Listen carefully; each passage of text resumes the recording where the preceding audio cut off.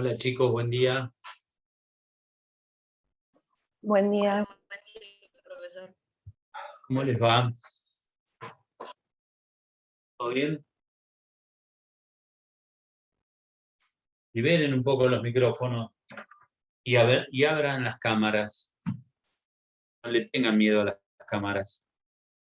A ver si nos vemos un poco. ¿Cómo le fue con la doctora Casal? ¿Vieron antecontrato? ¿Vieron desequilibrios? ¿Sí? Vimos ¿Se liberan? representación y desequilibrios. Y vieron representación y desequilibrio. Perfecto. ¿Qué dudas tienen? Ninguna porque no leyeron nada después. ¿O tienen alguna duda? Pregunto. Abran las cámaras, por favor, y liberen los micrófonos. Esto no es para estar acá. Quiero que conversemos, quiero que me planteen, si vieron algo, leyeron. Tampoco la muerte, si no leyeron, no hay problema, no leyeron. Si les quedaron dudas, precisamente, bueno, acá estamos para disipar cualquier tipo de dudas. Pudieron avanzar un poco en el estudio del tema que vieron. ¿Sí o no? Mudos van a estar el día que tienen que rendir el examen. Escúchenme, ahora acá pueden preguntar, tenemos que aprovechar esto. ¿Han leído algo? ¿Han visto algo? ¿Se han puesto a estudiar en algo? ¿Me quedó alguna duda antes de que hoy hablemos de ineficacia de los contratos? Profe, ¿Saben de qué íbamos a hablar hoy? no sé si me escuchan. Pregunten y hablen, chicos, no sean, por favor, no hay ningún problema. Al Profe. contrario. Decime. ¿Ahí me escuchó? Sí, te escucho. Hola. Sí, te escucho. Gonzalo, te escucho.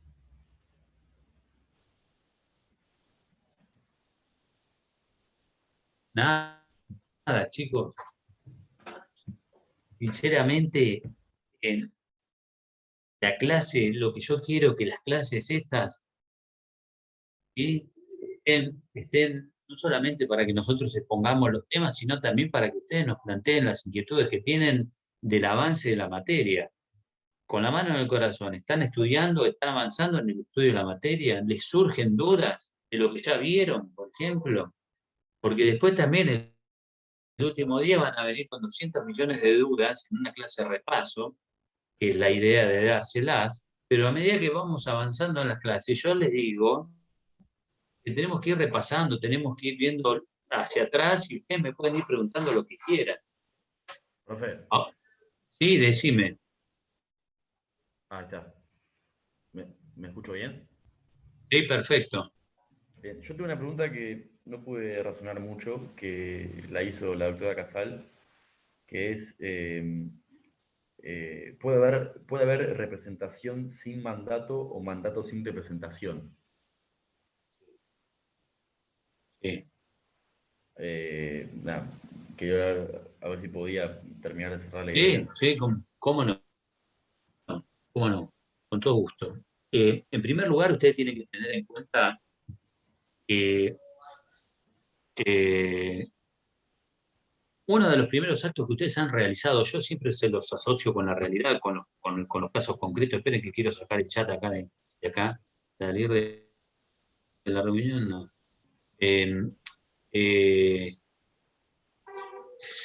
Lo que quiero... bueno, quiero salir del chat acá, pero no importa. El tema de la representación y del mandato son dos figuras completamente distintas. Podemos hablar de que el género es la representación y una de las formas de representación es el mandato, la especie es el mandato. Representar, el concepto, la misma palabra nos lo dice, ¿no? Representar es cuando alguien actúa por otro. Lo actúa desde el punto de vista cultural, cuando alguien hace una representación artística o representa una obra de teatro, ¿sí? Está representando a terceros o a personajes, Pero también desde el cuadro de la mirada del enfoque jurídico, representar es cuando alguien actúa por otro, o en nombre de otro, por cuenta de otro, respecto de actos jurídicos. ¿Sí? Ustedes han ejercido la representación infinidad de veces en muchísimos actos que han realizado, inclusive hasta sin darse cuenta. ¿Por qué les digo esto? Porque desde que éramos chicos, siempre pongo el mismo ejemplo, y a veces cuando estamos en las clases presenciales los mando a comprar agua, pero en definitiva, el contrato de mandato, que es una forma de representación y que lo vamos a ver en la parte especial, ¿sí? Cuando alguien le encarga a otro o lo faculta para que realice un acto o una serie de actos jurídicos determinados o de negocios jurídicos, ¿sí? En alguna medida, cuando eran chicos, cuando los enviaban a hacer un mandado, sí o no, ahí estaban actuando, cumpliendo un contrato de mandato, estaban cumpliendo con un cargo, fíjense, y a su vez estaban realizando un determinado negocio. Es decir, cuando alguien le encarga a otro que realice una determinada actividad, un determinado negocio, ¿sí? Por ejemplo, para que yo le doy encargo a otro que compre un inmueble en mi nombre o en su propio nombre, pero por mi cuenta, en alguna medida le estoy dando un contrato de mandato, le estoy dando un cargo. Mandato quiere decir mano dar, extender la mano. Que otro algo ejecute algo, realice un negocio, ¿sí? En nombre propio, por cuenta mía o no. La teoría general de la representación, que inclusive el viejo código en alguna medida no era claro cuando se trataba de la representación, porque hablaba del contrato de mandato y decía las normas de mandato se le aplican las reglas de la representación. La realidad es que la representación, la teoría general de la representación, se encarga de estudiar y de ver los efectos que provocan los negocios representativos o no. Cuando alguien hace un negocio en nombre y por cuenta de otro, o cuando hace un negocio por encargo de otro, pero en nombre propio. Por eso se habla de negocios representativos y no representativos. Por eso el contrato de mandato es una de las formas de representación. ¿Por qué? Porque es una manera, el contrato de mandato surge como consecuencia de un acuerdo de voluntades. ¿Sí? Recuerden que el contrato es cuando dos o más personas expresan su consentimiento y en alguna medida declaran su voluntad para realizar una determinada acto en el contrato de mandato. Pero otra forma de representar es cuando hay una representación legal, cuando ya no surge como consecuencia de un mandato, que alguien actúe por cuenta o en nombre de otro, sino por imposición legal. ¿Tá? ¿Cuál sería un caso de representación legal? Cuando uno actúa legalmente por encargo o representa a otro legalmente por imperio de la ley. No porque hay un acuerdo de voluntades, sino porque lo dice la ley. ¿En qué casos? Si les ocurre, o se imaginan que alguien pueda representar a otro sin haber celebrado un contrato de mandato, pregunto. El de padre tutor. Los padres respecto de los hijos, los tutores respecto de los curadores, ¿sí o no? Inclusive, ¿quiénes más? Los representantes legales de las sociedades, ¿sí? Aunque surgen de un contrato, pero esa es una forma también de representación, ¿sí? Pero la realidad es que hay en principio dos maneras de representar. Que surja como consecuencia de un contrato de mandato o que surja por imperio de la ley. Entonces tenemos que hay representaciones que son legales, padre de los hijos, tutores respecto de los curadores, ¿sí? Los representantes legales de las sociedades, pero en alguna medida no surgen de un contrato de mandato, sino surgen por imperio de la ley. Entonces podemos decir que puede haber representación sin que haya un mandato. ¿Por qué? Porque la representación lo dispone el ordenamiento jurídico. El ordenamiento jurídico dice que los padres son los representantes legales de sus hijos menores de edad, o los tutores son de los curadores, ¿sí? ¿O no?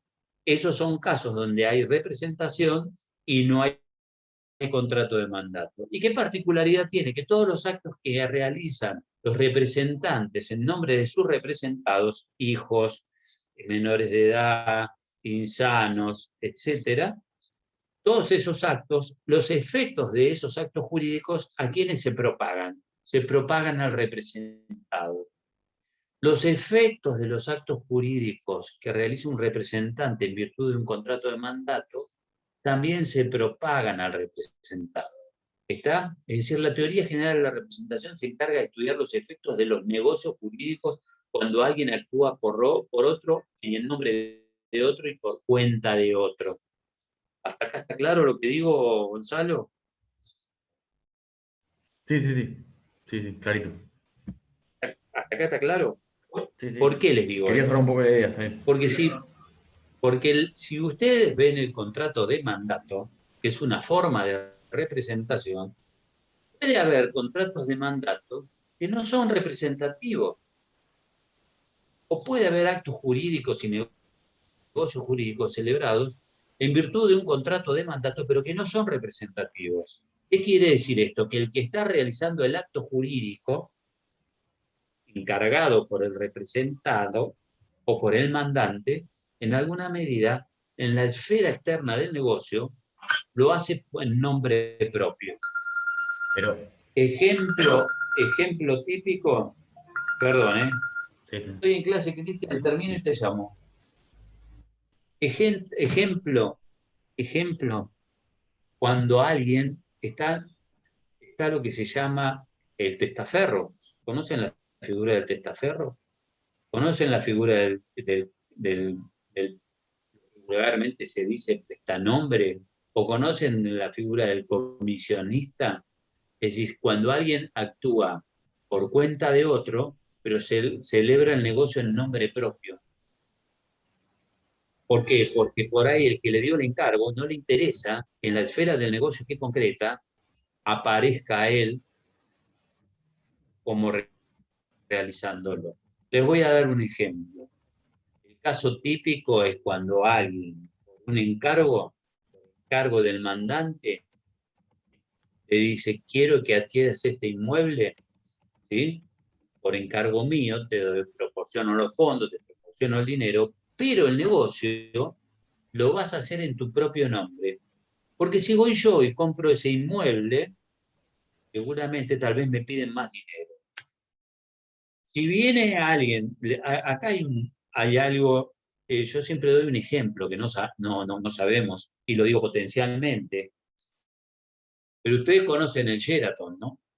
¿O no? Todos ustedes habrán ido a la fiesta de egresados, o han ido alguna vez al Hotel Sheraton, que está en la calle Alem y Paso, ¿sí? ¿Lo tienen presente? Bien. Si observan, en el Hotel Sheraton hay una casa sobre la calle Paso, ¿sí? Que en alguna medida condiciona el desarrollo del hotel, geográfico del hotel, ¿sí o no? Cuando se estaba construyendo el hotel, los dueños del Sheraton, Gaudio, en aquel momento de la empresa constructora, quisieron comprar la casa. Porque ¿quién era el novio de esa casa? El que estaba ejecutando esa obra. La realidad es que esa casa no se pusieron de acuerdo con los dueños, ¿sí? Y no lo vendieron. Pero según parece, o según se dice, o según se cuenta, parecería que después vinieron otros y le compraron a los dueños la propiedad. Y esa propiedad quedó enclavada en la parte de la superficie del jardín del Sheraton, ¿sí? como, como algo que está ahí. Si ustedes pasan, la van a ver que está abandonada, que está cerrada, y según parece que algún otro que la compró, vaya a saber con qué intenciones, con que precisamente no haya un desarrollo completo o tuviera el desarrollo completo del hotel. Muchas veces, en lo que son las subastas públicas, ¿sí? Hay terceros que compran en comisión, es decir, compran en nombre propio, pero por cuenta de otro. Están cumpliendo con un mandato, están cumpliendo con un encargo, pero el negocio que realizan no es representativo. Otra forma de negocios no representativos son el caso de la gestión de negocios, cuando veamos el contrato de mandato, cuando alguien por un motivo razonable y sin tener un encargo, se inmiscuye en los negocios de otra persona. Es decir, La teoría general de la representación, y esto es lo importante, estudia los alcances de los negocios representativos. ¿A quién obligan los negocios realizados por una persona que tiene representación de otra? ¿Está claro? En cambio, el contrato de mandato se encarga de estudiar y de regular las relaciones internas entre mandante y mandatario, no los efectos que producen los negocios representativos. Ustedes van a ver, debe haber un power posteado en el campus donde se habla de negocios representativos y no representativos. Es decir, el género o todos los actos jurídicos que realiza el representante en nombre de sus pupilos o de la persona declarada incapaz o de capacidad restringida, evidentemente van a obligar a quién, al representante. ¿Por qué? Por la aplicación de las normas de la representación. Esto respecto a los actos jurídicos, porque después está también lo que se llama la representación procesal, que es la representación judicial, que lo van a ver en otra materia. Pero no sé si está claro, ¿puede haber representación sin mandato? Sí. ¿En qué casos hay representación sin mandato? En los casos que hay representación legal.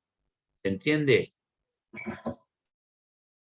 Ahora, ¿puede haber mandatos sin representación? Sí. Es lo que se llama el mandato sin representación directa, que lo van a estudiar particularmente cuando veamos el contrato de mandato. No sé si está clara lo que o está evacuada la pregunta, Gonzalo, si te quedó alguna duda o no. Pero ustedes cuando estudian representación, piensen en externo, en la fase externa de los alcances de los negocios que realiza otro. Y la representación, ¿con qué concepto se asocia de lo que ya hemos visto en el curso de estas clases? ¿Con qué asociarían la representación? ¿Con capacidad? De lo que hemos visto. No, capacidad no, está por ahí. Legitimación. Con que piensen, chicos, se aprende estudiantes a dejarse pensando. Esto me demuestra que no leen lo que van viendo. Se asocia con el concepto de legitimación. ¿Qué es la legitimación? Díganme cualquier cosa. Se pueden equivocar. El día del examen no se pueden equivocar, pero les pregunto, ya hablamos de legitimación. ¿Cuándo hablamos de legitimación? ¿No se acuerdan? ¿Nadie me va a decir nada?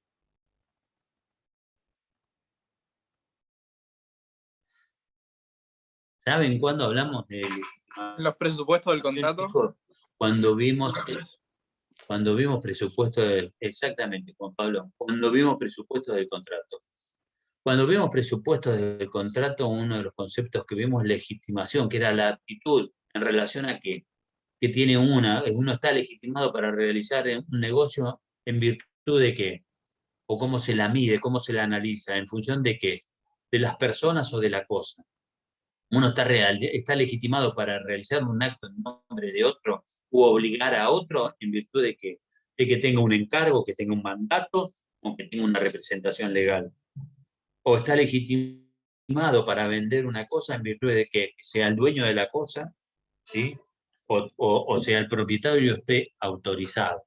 O aún no siendo dueño la venda y después el propietario lo ratifica.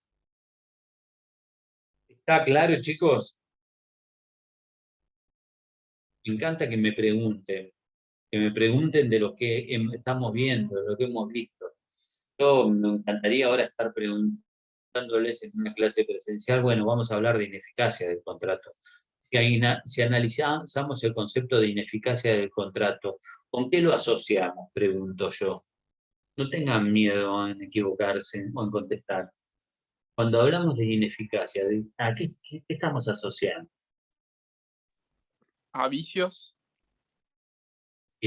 A vicio, pero más que vicio, a la validez del acto jurídico, a la eficacia del acto jurídico. El principio del acto jurídico, y por eso hoy el código, ¿sí?, lo regula cuando habla de los actos jurídicos en general, a partir del artículo, ya le digo, 250 y pico. Tiene que ver con si la persona actúa con intención o... Escúchenme, si hubieran tenido, escúchenme, si hubieran tenido un diccionario jurídico a mano, cuando les dije legitimación, hubieran estado riojeando y hubieran sacado enseguida el concepto. Actos jurídicos, 257 y en adelante. Este tema de la ineficacia, ¿con qué lo vamos a asociar? O sea, la eficacia del acto jurídico es cuando el acto jurídico reúne todos los requisitos que el ordenamiento le impone para que produzca todos sus efectos. ¿Es así o no? Ahora bien, cuando vemos un acto jurídico contrato, cuando vimos los presupuestos del contrato, cuando vimos que tiene que cumplir con determinados requisitos para que nazca a la vida del derecho un acto jurídico, para que tenga plena eficacia, vimos que hablamos de voluntad jurídica, ¿sí? De capacidad, de aptitud del objeto, de legitimación. Después vimos que tiene que contener sus cláusulas, ¿es así o no? Y después vimos también cómo se analizan las circunstancias y demás. Este esquema general de los presupuestos del contrato, en definitiva, nos da la idea de cómo se conforma un negocio jurídico llamado contrato. Negocio jurídico es sinónimo de contrato. Es decir, los requisitos que debe reunir. Si nosotros vamos a los conceptos de ineficacia, lo tenemos que analizar a la luz de la teoría general del que cuando un acto es ineficaz, cuando no produce los efectos queridos por las partes, ¿es así? Cuando no produce los efectos propios. ¿Y por qué no puede producir efectos naturalmente el contrato? Porque como dijeron por ahí, se va a tornar ineficaz el contrato, ¿sí? ¿Por qué? Porque tiene algún vicio, algún defecto, ¿sí? Que hace que no se propaguen los efectos queridos por las partes. Que puede surgir al tiempo de la formación del acto jurídico, puede ser que sea sobreviniente, o puede ser que sea estructural, como vamos a ver. Y puede ser que afecte la voluntad de las partes o afecte el negocio jurídico en sí mismo. Pero esto de ineficacia del contrato, ¿con qué lo vemos? ¿Con qué lo asociamos? ¿Con qué teoría general podemos asociar? Pregunto. Dale, díganme, a ver. Ustedes ya están estudiando, Teoría general de las nulidades, pero no sé si eso es lo que quiere decir. exactamente las nulidades. Exactamente, las nulidades. Las nulidades, ¿qué son? Son vicios o defectos que afectan al acto jurídico, ¿sí? Y que impide que cumplan todos sus efectos. Estos vicios del acto jurídico o defectos del acto jurídico, ¿sí? Pueden estar al momento de la conformación del negocio jurídico, del acto jurídico, el acto jurídico en general, porque ustedes fíjense que la teoría general de las nulidades, ¿sí? La van a aplicar y la van a ver en todos lados. La teoría general de las nulidades es uno de los principios estructurales del contrato que tienen que saber, como la teoría general del acto jurídico. Para que un acto jurídico sea válido, ¿sí? Sabemos que tiene que cumplir determinados requisitos. En tanto y en cuanto ese acto jurídico carece de alguno de esos requisitos, estamos frente a un acto defectuoso que no va a poder propagar todos los efectos que le son propios o lo que son queridos por las partes. Así tenemos entonces que el concepto se da cuando un contrato no produce los efectos que le son propios, es decir, los deseados o esperados por las partes, que afectan al contrato o pueden afectar a terceros, como vamos a ver. Y la ineficacia, nosotros tenemos tres conceptos. Tenemos ineficacia y otro concepto que es la invalidez del contrato o del acto jurídico. La invalidez del acto jurídico, en alguna medida, es un acto jurídico que no nace a la vida del derecho. que desde el momento de su conformación, ¿sí?, no tiene eficacia jurídica. Es el acto inexistente en alguna medida, ¿no? Es el acto que en alguna medida no nace directamente a la vida del derecho porque le falta alguno de los requisitos esenciales y fundamentales al acto. Cuando hablamos de ineficacia, generalmente hablamos de nulidad, ¿sí?, cuando hablamos de ineficacia. Pero volviendo al tema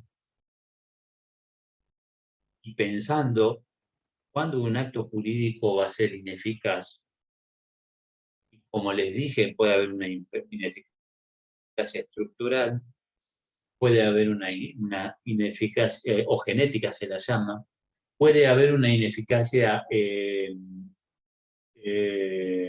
sobreviniente, o sea, al momento de la celebración del acto puede ser válido, pero luego puede tornarse como consecuencia de la vida del contrato, puede haber circunstancias que los tornen ineficaces, ¿sí? Por ejemplo, para que tengan una idea, asocien, ¿cuándo hay una ineficacia estructural en el negocio jurídico o genética al momento de la formación? Por ejemplo, cuando piensan y lo asocian con lo que hemos visto. ¿Se imaginan algún negocio jurídico, contrato, que al momento de la formación del acto tenga un vicio tal que lo haga ineficaz? Que uno de los sujetos sea incapaz. Una de las personas sea incapaz. Sí, se puede llegar a ser, depende de la naturaleza del acto, porque hoy fíjate que tenemos el concepto de la capacidad, es el principio de la capacidad, y luego tenemos los sujetos que tienen capacidad restringida, y fíjense que los menores de edad supuestamente no pueden celebrar contratos, ¿sí o no? ¿Los menores de edad pueden celebrar contratos? ¿Qué opinan? Vamos, hablen. ¿Pueden celebrar contratos? Sí, bueno. A partir de 13 Sí años, pueden celebrar contratos. Sí pueden celebrar contratos. No, a partir de los 13 años no, Gonzalo. ¿A vos no te llevaban a hacer los mandados cuando tenías 7, 8 años? Te decían, anda a comprarme esto. Bueno, por ahí era bueno, muy sí. chico. En mi época, en mi época están lo que se llaman los pequeños contratos. Estos pequeños contratos que hemos realizado de chico, íbamos al cine y mamá te decía, uy, quiero comprarme una Coca-Cola. Bueno, anda a comprarte una Coca-Cola y celebrabas un contrato de compra-venta. ¿Es así o no? Ese contrato era válido, celebrabas un pequeño contrato. El tema es si los efectos de ese contrato, ¿a quién se propagaban? ¿A vos como menor de edad o a tu madre? Evidentemente a tu madre. Si tu madre te da un billete que era falso, o si el vendedor te da un producto defectuoso, el que tenía el derecho a reclamarlo, etcétera, etcétera, era tu madre. Pero ¿qué quiero decirles?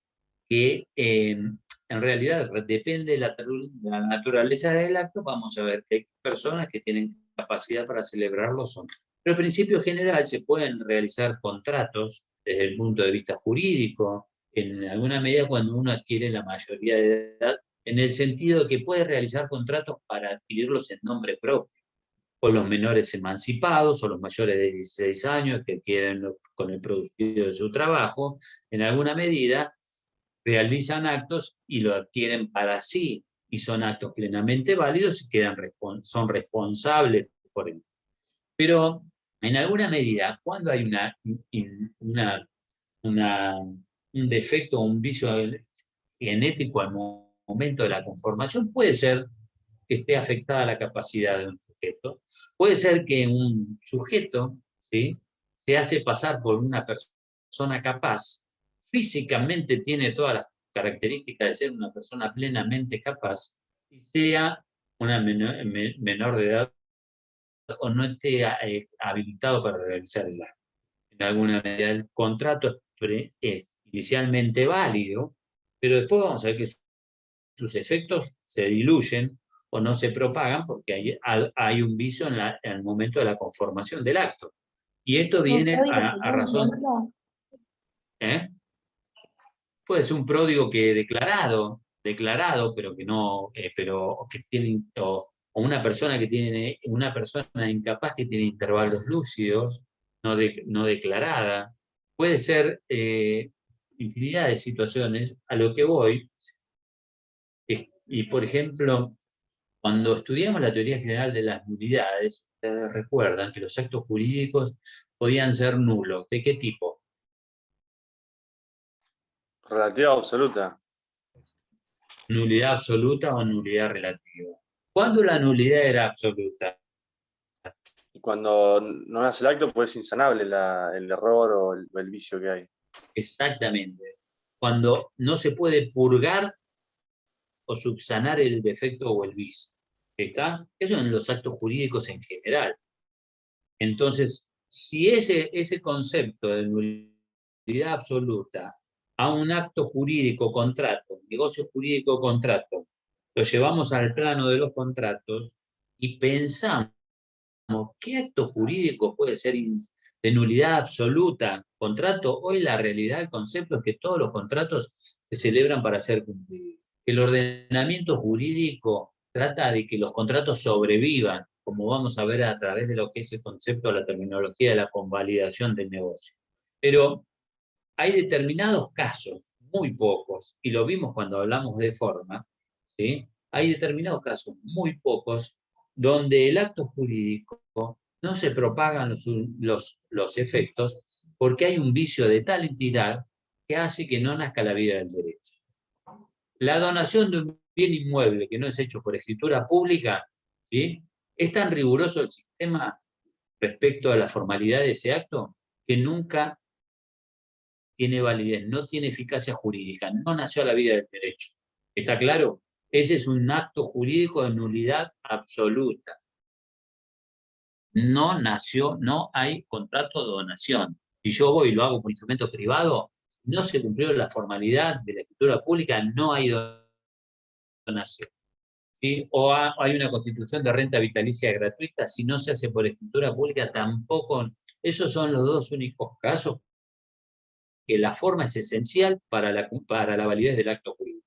Pero si, por ejemplo, celebramos un contrato de compra-venta de un bien inmueble y no lo hacemos por escritura pública, pero lo hacemos por un simple boleto o un instrumento privado, por ejemplo, ese es un acto jurídico que tiene un vicio en su conformación, ¿sí o no? Que no va a valer como acto jurídico que va a permitir transmitir el dominio al adquirente de la cosa o a adquirir la propiedad de la cosa, sino que va a valer como contrato que luego las partes se obligan a llevarlo a escritura pública. Es decir, como el sistema trata de sanear el contrato, va a decir, bueno, acá hay un defecto, hay un vicio, hay una inobservancia que impone la ley, pero no lo vamos a castigar con la sanción de nulidad absoluta, sino que le vamos a dar la posibilidad de que sobreviva. ¿Sí? En la ineficacia, por ejemplo, estructural inclusive del negocio, es también cuando el contrato se ve afectado a la voluntad de las partes, cuando surgen vicios de la voluntad en las partes, cuando hay error, dolo o violencia. Esa es la voluntad, hay un vicio en la declaración de voluntad del agente. Es un vicio de la voluntad que afecta al contrato. ¿Sí? Cosa distinta de los vicios que afectan al contrato en sí por no respetar los elementos o los requisitos que son propios de su conformación. ¿Se entiende hasta acá, chicos?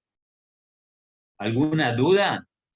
Esto está muy asociado al concepto. Si ustedes tienen claro la teoría general de las nulidades, el tema de la ineficacia de los actos jurídicos no le va a ofrecer mayores dificultades. ¿Por qué? Porque nosotros tenemos nulidades absolutas y tenemos nulidades relativas. Las nulidades absolutas son aquellas que son nulos por sí mismos y no tienen existencia jurídica. Pero después tenemos actos que son nulos o de nulidad relativa, ¿sí o no?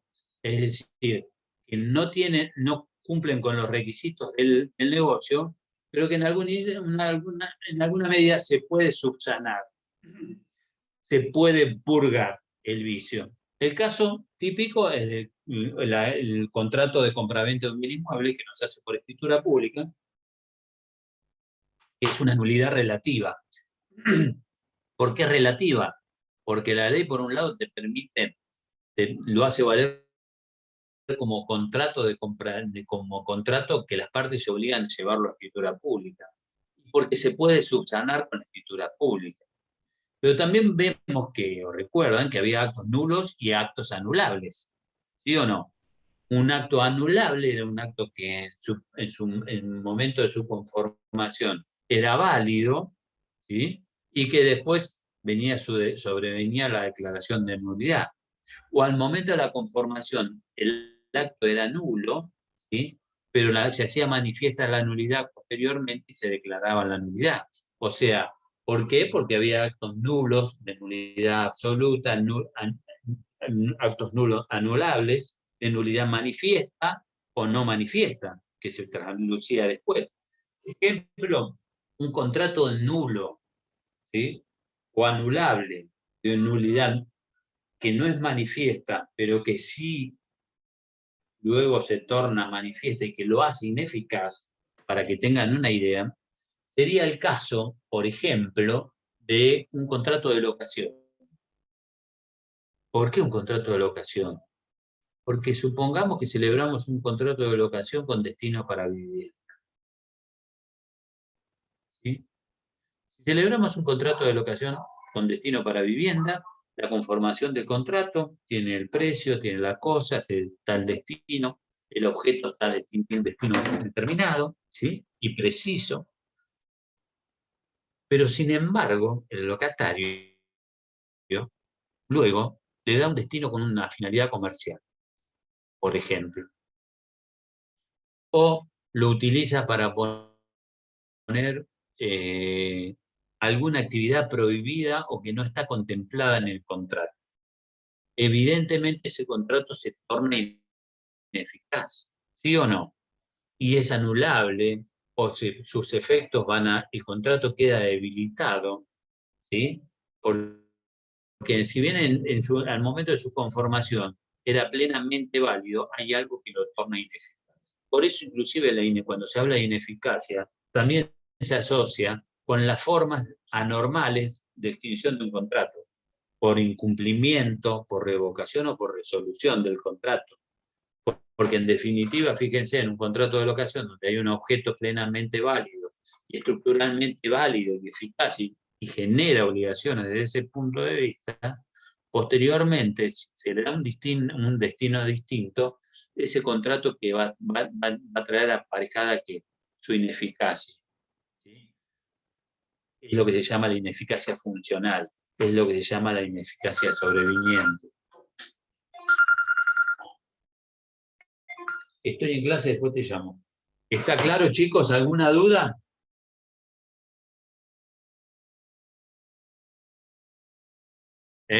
¿Ninguna duda? Otra de las formas de ineficacia, vamos a ver, si lo relacionamos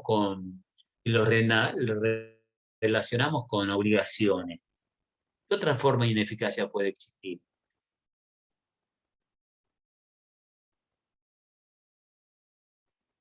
¿Alguien se anima a pensarlo?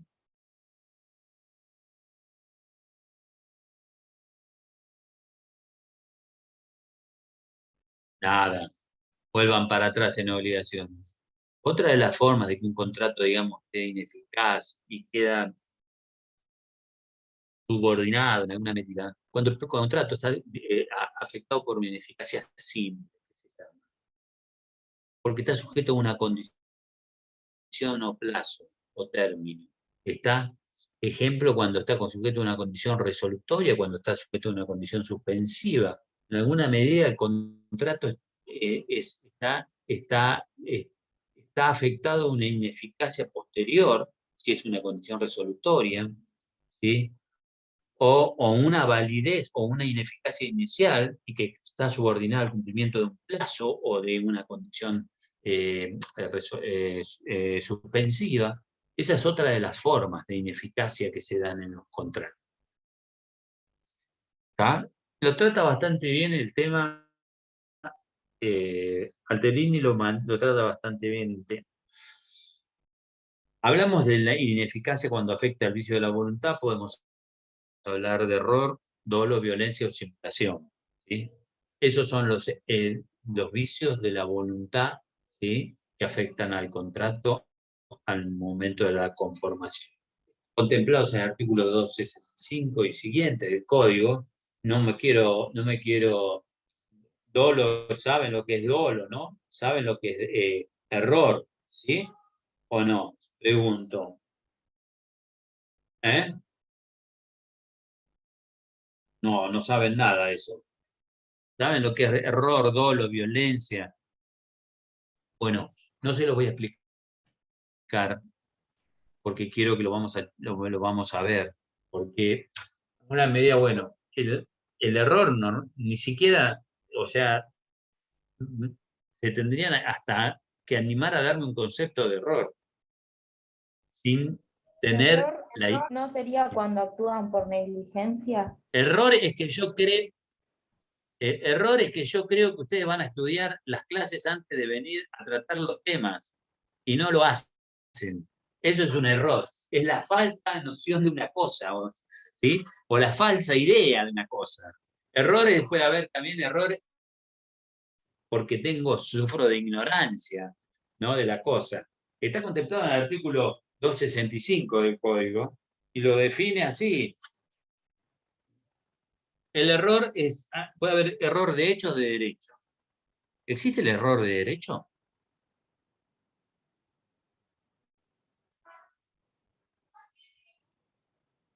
¿Existe? ¿Existe o no? Es una pregunta de primer año. Sí, sí, existe. No hay error. Sí existe porque, a ver, Pablo, Juan Pablo. No, no O sea, sé. yo me acuerdo de obligaciones que había error de derecho y error de hecho a la hora de hacer la cesión de créditos. Pero después uno puede, en principio, en primer lugar, la ley se reputa conocida por todos. Ese es un principio general. ¿Sí o no? Ahora, en la voluntad, nosotros puede haber un error que creamos que estamos comprando y en realidad estamos permutando. ¿Sí o no? Estamos celebrando un contrato, pero eso va a depender en alguna medida de determinadas circunstancias. El artículo 265 del Código dice que el error, de hecho, ¿sí?, cuando hay ignorancia de las cosas o cuando hay una falsa idea de ella, es esencial y vicia la voluntad y causa la nulidad del acto, ¿sí? El error, de hecho, solo si es esencial, vicia la voluntad y causa la nulidad del acto. Si el acto bilateral o unilateral recepticio, el error además debe ser reconocible por el destinatario para causar la nulidad. ¿Qué es el error reconocible? Es cuando el destinatario de la declaración lo pudo conocer según la naturaleza del acto y las circunstancias de las personas y tiempo y lugar, ¿sí? ¿Qué tipos de errores hay? ¿Sí? Los errores pueden afectar la naturaleza del acto jurídico, ¿sí? Por ejemplo, creo que estoy comprando y estoy permutando, o creo que me lo están regalando y me lo están prestando. Puede, o bien un hecho diverso o distinta especie que se pretende o pretendió designar a una calidad, extensión o diversa, ¿no?, o extensión o suma diversa a la querida, en la calidad sustancial del bien que haya sido determinado para la voluntad jurídica, ¿sí? Creo que estoy comprando un auto 0 kilómetros, resulta que tenía 1.500 kilómetros de uso. Los motivos personales relevantes que hayan sido incorporados expresamente o tácitamente al contrato, acá está relacionado con las circunstancias, o la persona a la cual se celebró, creo que con el contrato con Juan y estoy negociando con Pedro, el error de cálculo no es sancionable. Cuando hay un vicio en la voluntad, ¿sí?, cuando hay una acción dolosa. ¿Qué era el dolo? ¿Saben lo que es el dolo? La intención Estos de son dañar. los vicios que afectan cuando alguien tiene la intención de dañar. No solamente que provoque un daño, porque podemos provocar un daño por imprudencia o negligencia, ¿sí? Pero también podemos provocarlo a sabiendas y con intención de dañar. Si hay imprudencia o negligencia de una parte, no hay dolo. ¿Qué es lo que habría? ¿Qué es lo que habría? Culpa. Decisión, Culpa. ¿Qué dijeron antes que dijiste, Camina? ¿Qué habías dicho? No hay problema. ¿Pero qué habías dicho? Yo lo relaciono con la lesión, camina. cuando no sabe. Por eso, el error, la culpa es cuando hay ignorancia o error, ignorancia y error. Cuando alguien provoca por negligencia o imprudencia, provoca un daño. Está claro, pero nunca tiene la intención de dañar. El dolo sí, el dolo hay intención de dañar. Se puede producir de acuerdo a la conducta de la gente, determinada conducta de la gente. Si yo realizo tal conducta, sé que puedo provocar este daño y lo hago. ¿Sí? Dice el 271, ¿no? Acción y omisión dolosa. Acción dolosa es toda aserción de lo falso o disimulación de lo verdadero. ¿Sí? Aserción de lo falso o simular lo verdadero. Disimular lo verdadero. Es cualquier artificio, astucia o maquinación que se emplea para la celebración del acto, ¿sí? Precisamente con la intención de que provocar un daño. La omisión dolosa causa los mismos efectos que la acción dolosa, cuando el acto no se habría realizado sin la reticencia u ocultación. Es decir, toda astucia, maquinación o lucubración que se realiza de un acto con la intención, ¿sí?, de engañar a otro y de provocar un daño, o aserción de lo falso o disimulación de lo verdadero, se considera que es una acción dolosa. ¿Está? El dolo puede ser esencial, puede ser o incidental, como lo reflejan los artículos 272 y 273. ¿Y cuándo hay dolo esencial? El dolo es esencial y causa la nulidad del acto si es grave, es determinante de la voluntad, causa un daño importante y no ha habido dolo para ambas partes. ¿Está claro? ¿Cuándo hay dolo esencial? ¿Cuándo hay intención, dolo esencial? Intención de engañar a otro. ¿Saben cuándo, por ejemplo? Cuando hay una simulación en un acto jurídico. El sistema, el ordenamiento jurídico, para que tengan una idea, no prohíbe los actos simulados cuando un acto jurídico tiene la apariencia de otro, ¿sí? Cuando realizamos una donación y estamos haciendo una compraventa.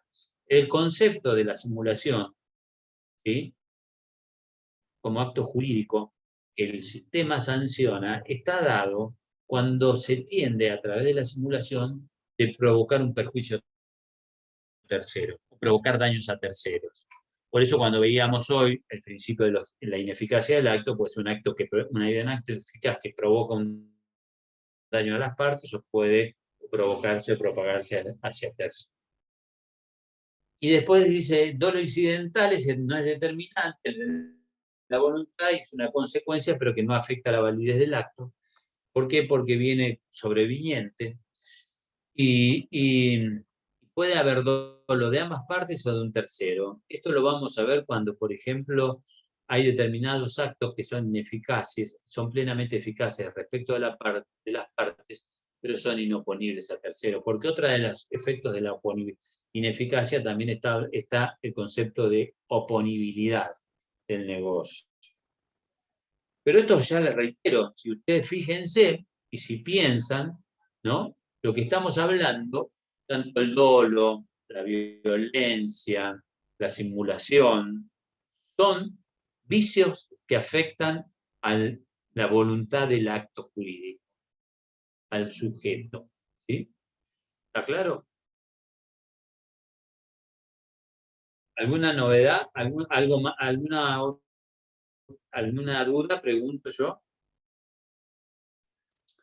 Sí, en la ineficacia, cuando dijo en relación al plazo, ahí no se habla de nulidad, ¿o sí? No, o sea, eso se la califica como ineficacia simple. O sea, no simple en tanto en cuanto, ¿por qué? Porque si está sujeto a un plazo, el cumplimiento de la prestación, claro, el contrato todavía está subordinado a que se produzca esa condición o plazo. Entonces no es plenamente fijado, no es plenamente exigible. Desde ese punto de vista es una ineficacia simple, estructural, pero que no afecta a la validez del acto. ¿Está claro? Sino que subordina la propagación de sus efectos a que se dé la condición o el plazo previsto. ¿Está? Sí, sí. Y para ir, yo lo que le voy a pedir,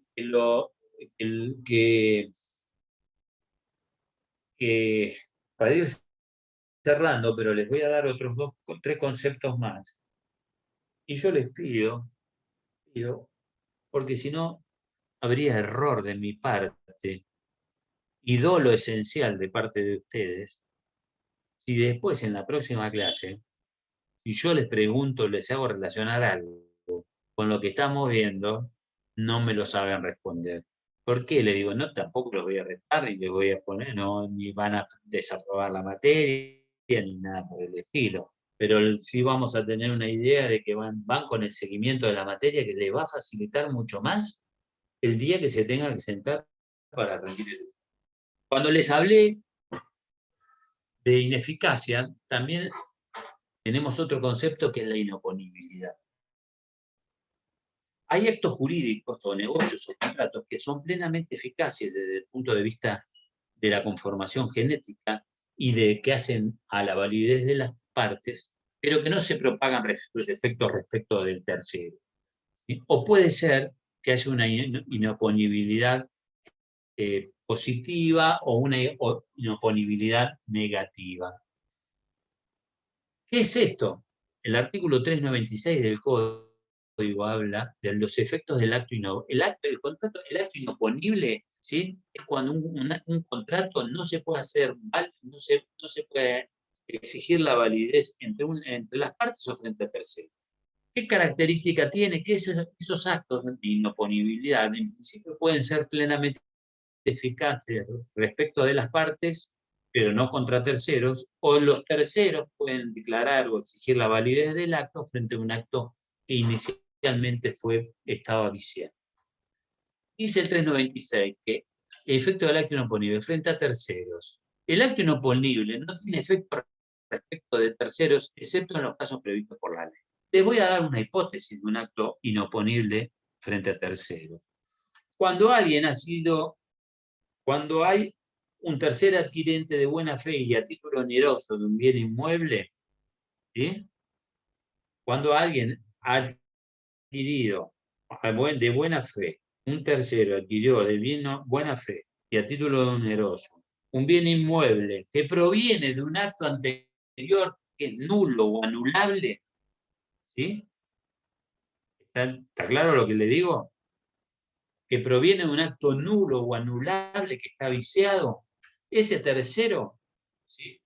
No se van a propagar los efectos del acto inicialmente nulo, porque el tercero es un tercer adquirente de buena fe y a título oneroso, y el sistema le va a dar seguridad jurídica a ese acto. ¿Qué ocurrirá, por ejemplo, era el viejo artículo 1051 bis del Código Civil y Comercial, cuando hablaba, por ejemplo, los terceros adquirentes de buena fe de un bien inmueble que han llegado a ser propietarios en virtud de un inmueble, en virtud de un acto nulo o anulable, ¿sí?